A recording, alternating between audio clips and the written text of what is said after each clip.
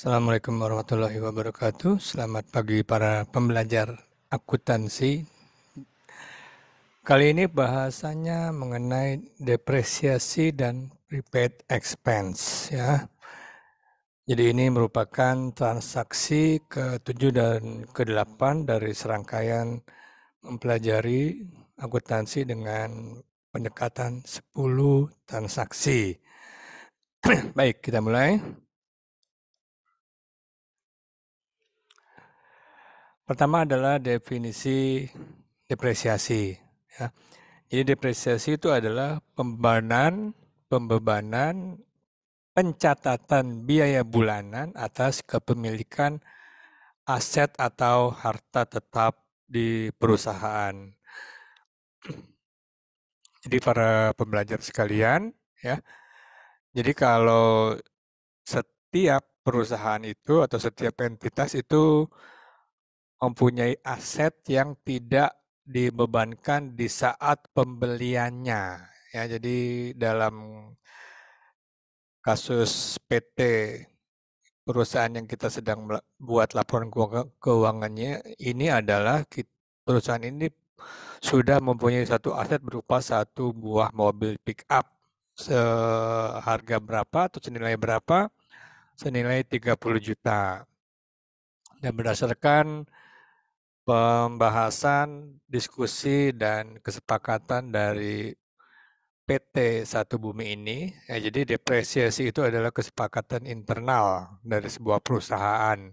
Walaupun ada beberapa instansi yang mematok umur tiap aset ya. Seperti contohnya kalau kantor pajak ya sebut saja dia kalau untuk mobil itu biasanya didepresiasikan selama 8 tahun. Kemudian kalau untuk barang-barang seperti komputer itu 4 tahun.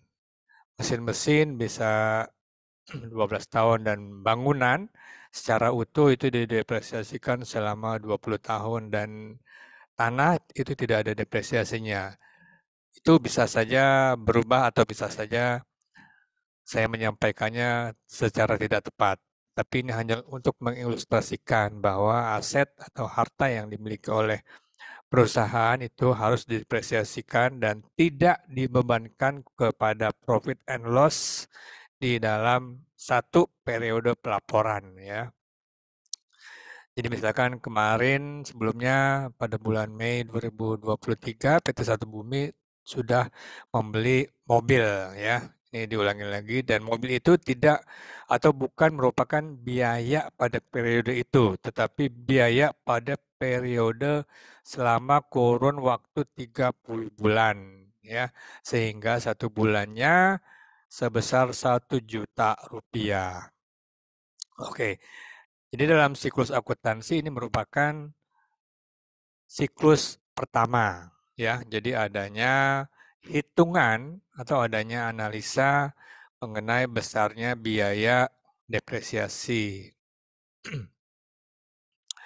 Nah, kemudian siklus akuntansi berikutnya atau siklus akuntansi kedua adalah mencatat atau menjurnal. Nah, ini jurnalnya debit biaya depresiasi dan kredit akumulasi biaya depresiasi. Nah, ini dua akun yang baru dalam pembahasan 10 metode ini ya. Jadi dua-duanya harus dibikin akun dan buku besar yang baru.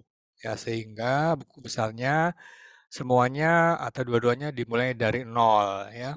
Nah, ini walaupun di debit atau di baris pertama biayanya duluan baru kredit akumulasi berikutnya di dalam susunan buku besar akumulasi atau buku besar akumulasi depresiasi berada di atas dan buku biaya depresiasi berada di bawah. Ini kenapa? Ini karena urutan yang akan atau yang umumnya dilaporkan sebagai neraca atau balance sheet. Jadi nanti di akhir video ini akan nampak kenapa akumulasi di atas dan depresiasi di bawah. Ini terbalik ya kalau dibandingkan dengan jurnalnya. Oke, kemudian akumulasi dan biaya ini sesudah siklus kedua ada siklus ketiga, yaitu laporan keuangan, ya. Laporan keuangannya bagaimana? Laporan keuangannya tidak serta-merta dilaporkan sesudah tiap transaksi, ya. Jadi kalau sebelumnya habis beli di transaksi pertama pada saat pada saat menerima modal langsung bikin laporan keuangan, pada saat membeli mobil laporan laporan keuangan dibuatnya. Nah, ini pada prakteknya itu tidak setiap transaksi langsung bikin laporan keuangan. Kalau bikin catatannya secara manual seperti pada pembelajaran ini. Nah, tetapi ya secara prinsip semua transaksi itu dikumpulkan di akhir bulan ya. Jadi ada transaksi berapa ini kita sudah sampai ke 7 ya.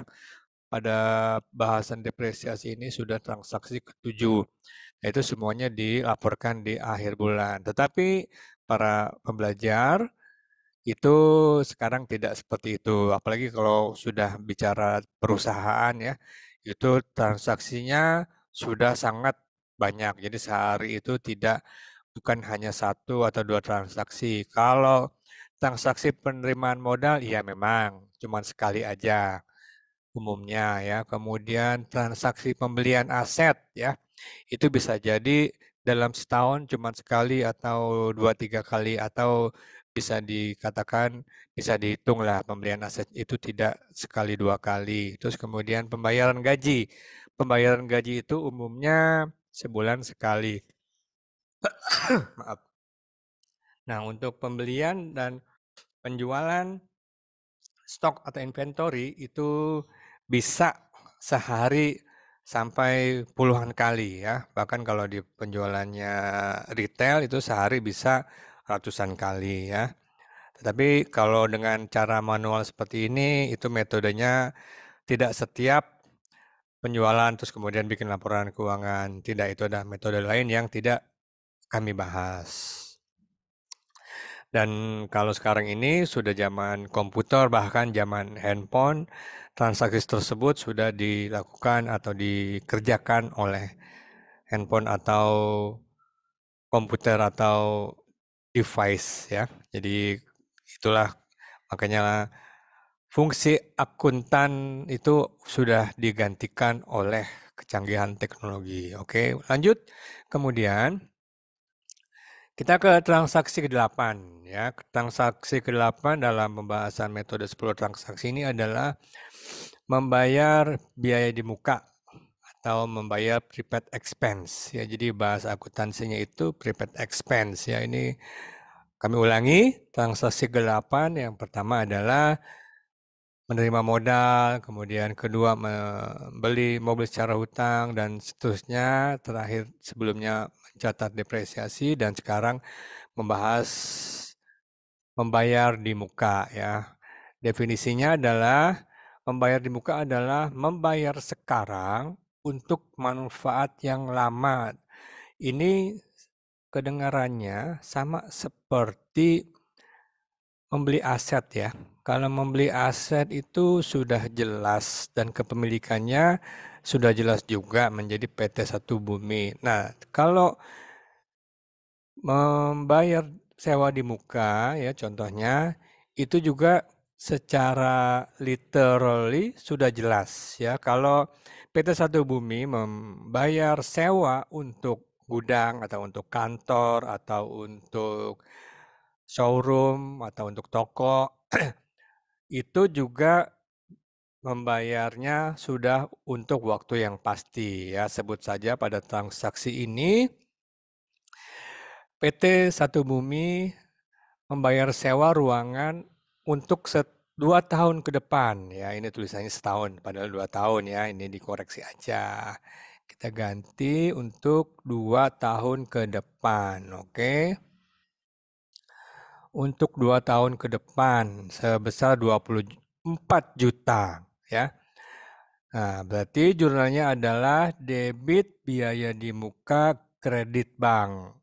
Nah, di dalam transaksi ke-8 ini pembebanan akun, ini bukan pembebanan ya, pembukuan akun biaya di muka adalah akun pertama di transaksi ini. Kemudian untuk banknya bukan akun atau bukan buku yang pertama, karena banknya itu merupakan kelanjutan dari buku sebelumnya, sehingga di buku besarnya, dan ini juga dijelaskan ulang, bank selalu di atas dan biaya di muka itu merupakan akun berikutnya pada laporan balance sheet. Ya. Jadi dibukukan di muka, nah bank di sini 24 di kredit ya, merupakan lanjutan dari sebelumnya. Jadi PT Satu Bumi ini sudah terima modal, terus kemudian sudah beli kandang, terus kemudian sudah menjual kandang, sudah bayar gaji 10 juta, dan sekarang bayar sewa. Nah, berapa saldo akhirnya? Ya, saldo akhirnya menjadi 76 juta. Ya, ini bukan 24 juta, ini juga dikoreksi lagi saja ya, secara langsung. 24 jadi saldo sebelumnya 24 menjadi saldo akhir sebesar 76 juta. Nah, sementara untuk prepaid expense, ya ini merupakan akun baru dan buku baru dan menjadi sebuah catatan pertama di dalam buku itu. Ya. Jadi ini debit 24 juta, biaya sewa, kredit membayar sewa 24 juta, sehingga saldo akhir dari prepaid expense adalah sebesar angka ini. Berapa? 24 juta. Ya. Nah, laporan keuangannya seperti apa? Seperti ini. Nah, secara sistem sekali lagi, ini bisa dibikin langsung balance sheet dan laba ruginya. Tapi kalau tidak ada worksheet-nya atau tidak ada kertas kerjanya memang agak membingungkan. Makanya itu pada dua transaksi 7 dan 8 itu digabungkan menjadi trial balance, profit and loss, dan balance sheet. Nah, lagi-lagi atau kami sampaikan juga bahwa balance sheet dan laba rugi merupakan laporan akhir keuangan, sehingga tadi langsung balance sheet dan laba rugi. Tetapi untuk pembelajaran perlu dipahami bahwa sebelum menjadi laba rugi, ada trial balance dulu ya. Trial balance-nya seperti ini ya. Jadi ini bank 76 dari mana? Ini diulangi lagi dari sini ya. 76 itu dari mana? Dari sini. 76 ya. Terus kemudian setelah bank, piutang kok kosong. Nah, ini lanjutan dari transaksi ke 6 ya. Ke 7, ke 8, nah, bayar biaya di muka ada transaksi menjadi aset ya. Kemudian harta tetapnya tetap 30 dan ini nih satu dari mana? Ini kredit dari sini ya. Dari sini ya, karena tadi sudah mana tadi? Ini ya, 1 per bulan sehingga ada jurnalnya. Debit, kredit ya, kredit akumulasi depresiasi, sehingga di sini menjadi saldo kredit Rp1, 1 juta rupiah. Dan angka pinjaman tetap 30 juta, angka modal 90 juta, penjualan juga masih berlanjut dari pembahasan sebelumnya. Dan di sini ada akun baru ya, biaya depresiasi. Jadi ini kan terbalik nih. Debit di sini, kredit di sini, dan ini biaya di mukanya sebesar 24 juta. Nah, jadi untuk membahas atau mempelajari lagi atau mengulang lagi pemahaman tentang neraca lajur. Nah, neraca lajur itu merupakan suatu kertas kerja dari neraca lajur dari semua akun-akun di trial balance untuk dijadikan profit and loss. Ini angka 9 dari mana? Angka 9 ini dari sini ya. 70 juta dikurangi 50 juta, gross margin 20 juta, kemudian biaya gaji, kemudian dikurangi depresiasi sehingga 20 dikurangi 10 dikurangi 1 sama dengan 9 ya. Nah, 9 ini di balance sheet ada di laba ditahan. Ya, ini mesti dilengkapi. Ini namanya laba ditahan ya. Demikian penjelasan singkat dari kami. Terima kasih atas perhatiannya.